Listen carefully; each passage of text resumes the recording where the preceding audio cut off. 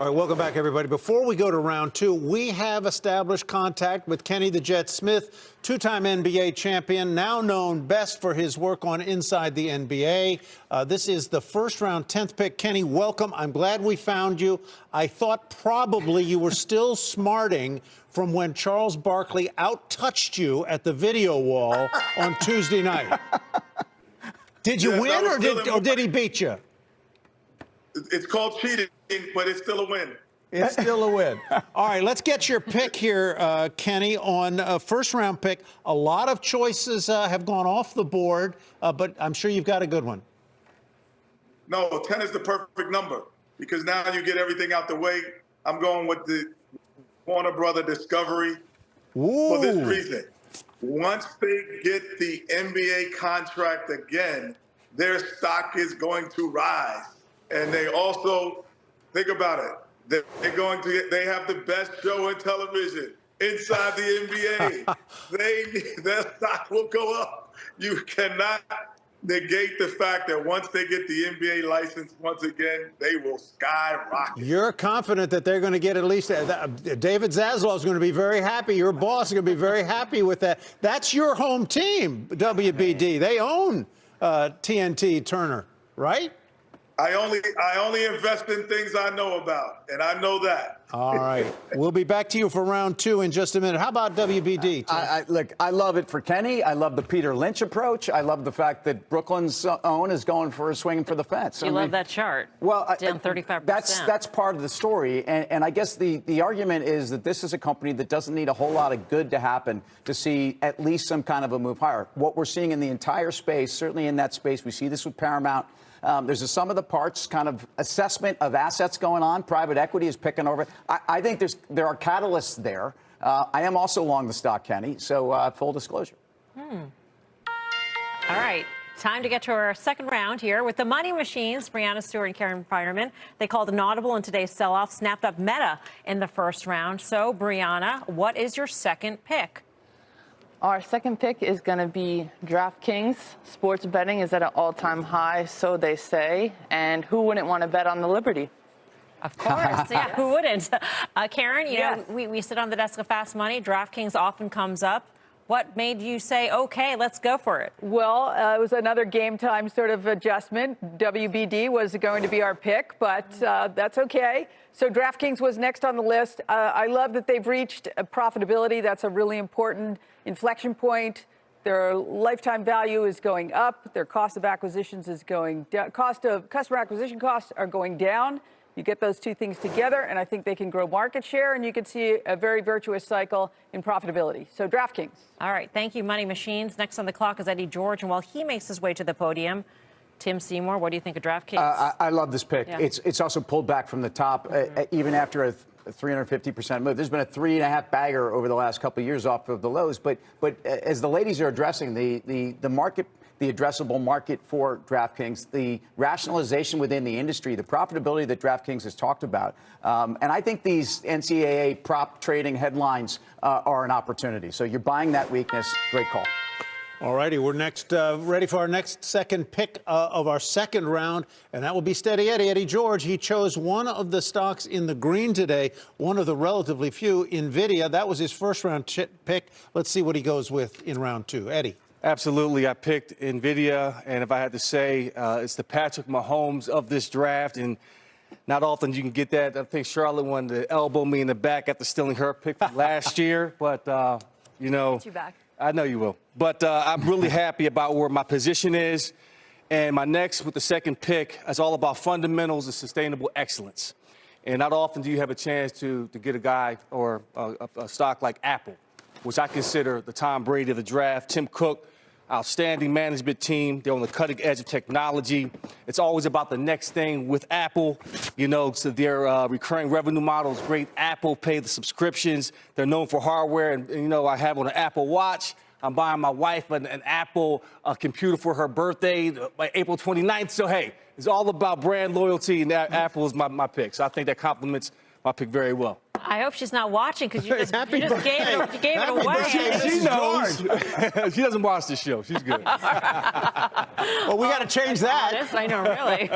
Thanks. All right. Well, defending champ Charlotte Flair is on the clock, but Tim, what are your thoughts about Apple? He articulated that fundamentals and sustainability. Mel, you were saying to me before the draft today that drafting Apple is kind of like grabbing an offensive lineman from a big SEC school like Alabama, which you can't really go wrong building around a franchise that look, and Apple's not on top of its game. If you look at the charts, this is a company that's underperformed the NASDAQ, underperformed the S&P by 20% from December.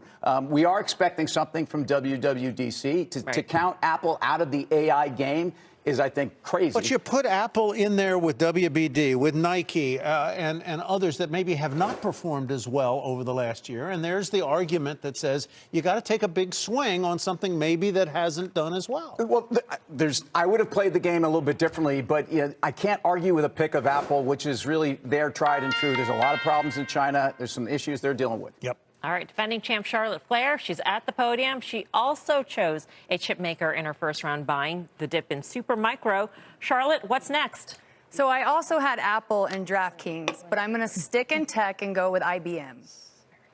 They also have a focus with AI. That pullback is a big one today, Charlotte. Did you make the choice based on that too? Just sticking in tech, really. Yep. To be honest. What do you think, Tim? I think tech is like drafting a quarterback in this year's NFL draft. I mean, you kind of have to be there. Look, again, I'm not going to count Charlotte out. IBM's numbers last night were showing at least some slower on the consulting side of their business. Their software business is kind of edging along. It's a company that, after doing nothing for 3 to 4 years, really had broken out to the top of a range. So I don't love the chart. I think mega cap tech and IBM kind of fits in that group these days. Is dealing with some headwinds here. Yeah. By the way, the WWE has a draft of its own starting on SmackDown tomorrow and continuing Monday night at 8 Eastern on USA Network. So you got to catch that. All right, time now for the second round pick from Oz Perlman. His first pick was Bitcoin, the only non-stock that has gone off the board so far, I think. And he said it was a surefire bet that it will hit 6 figures. When, he's not quite as sure, but he's betting on it. What do you say for round 2, Oz? Always need an ace up my sleeve, Tyler. And this one went under the radar. Carvana, gang. I see a huge upside.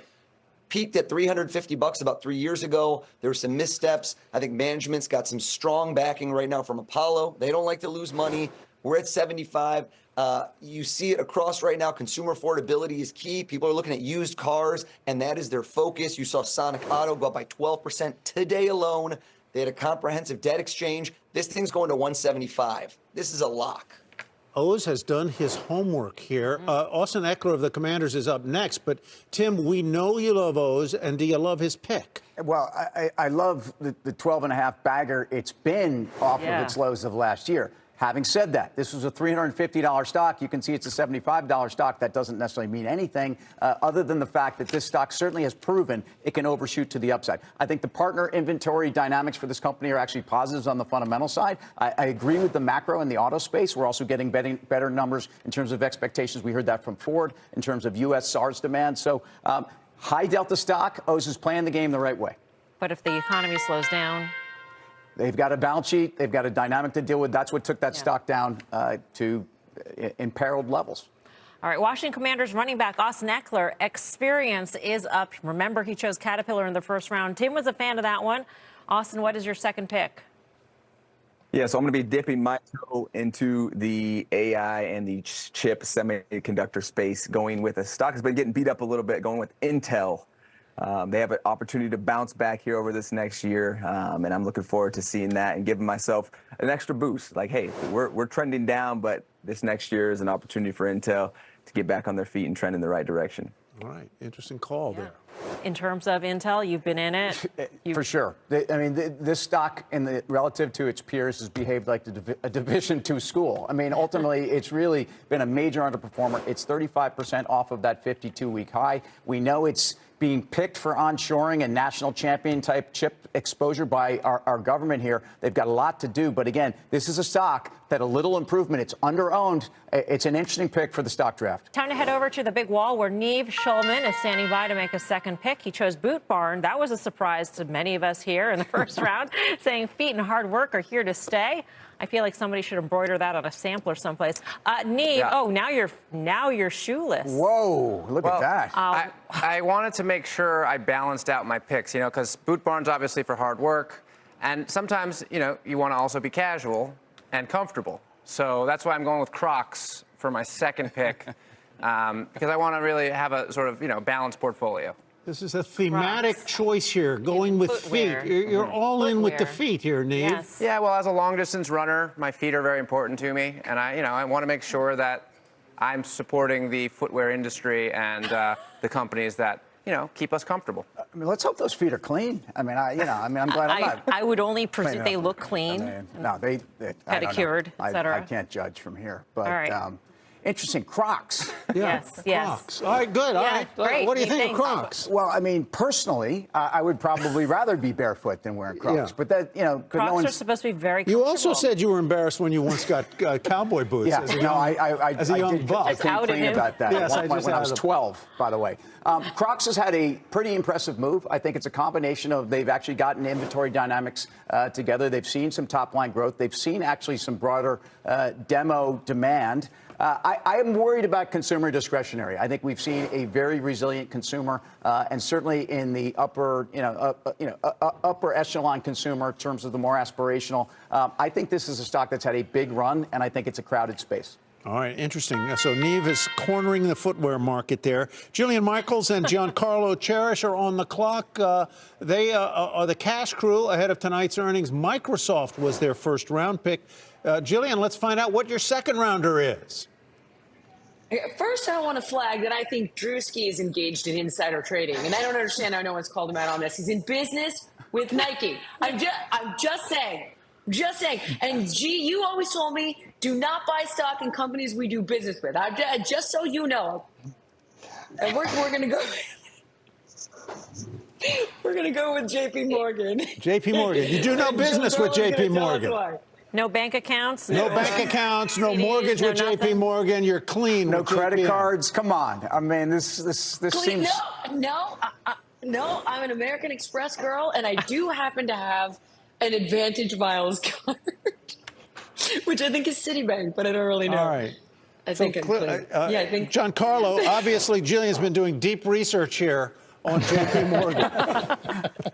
Yeah, listen, we like the banking sector, obviously, with Jamie Dimon at the helm and the stock trading at its close to all-time high. J.P. Morgan's got about $2.6 trillion in assets. If the market stabilizes and interest rates drop, I think between their deal flow and their lending business, we could be poised for some good returns. We picked up the stock during the dip in 2020, and it's. I personally feel that Jamie Dimon is the right man to be leading that company. So before we go to Tim to get his response here on J.P. Morgan, Jillian, I've got to. There was some inside talk here that the fitness instructor might go with a Novo Nordisk or an Eli Lilly. They have the big weight loss drugs. God. We thought maybe Bite you'd your go there. Tongue. Oh. Tui. What did you say? I did. No. Could you be Jill, clearer? tell him. Jill, tell him I suggested it. You shot me down. Giancarlo did suggested it, and I said I would end our partnership of 18 years if we did it. But why? And I'm absolutely not. Because I don't invest in things like Philip Morris. I don't invest in things like Novo Nordisk. It's just against my personal ethics. I just will not do it. I won't do it. But Jillian, the GLP-1 kind of drug, call this revolution in terms of helping people with obesity issues is certainly proven to have not only a change in terms of their daily lives, but there's an economic impact in the country from this. I realize you're gutting it out every day on the bikes and whatnot, but is it a function of that? You think people should just be in the gym working harder?